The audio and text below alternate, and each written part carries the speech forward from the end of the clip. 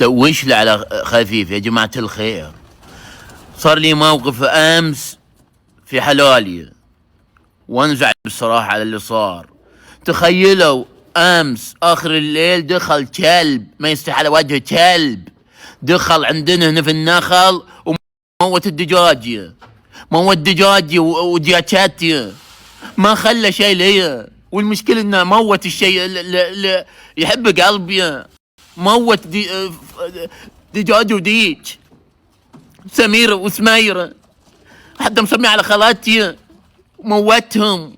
حسبي الله ونعم الوكيل، لا حول ولا قوة الا بالله. شو اسوي انا زين؟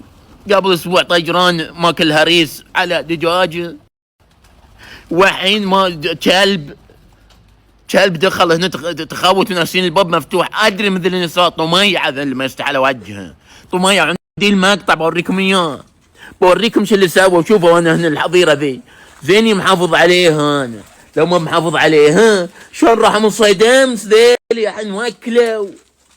بس الحمد لله اني انا بعد محافظ عليهم.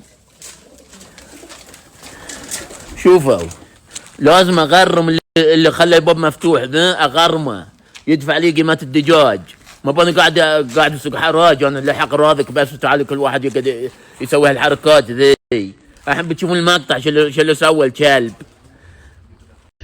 هذا الدجاج ذبحهم الكلب، حسبي الله عليه.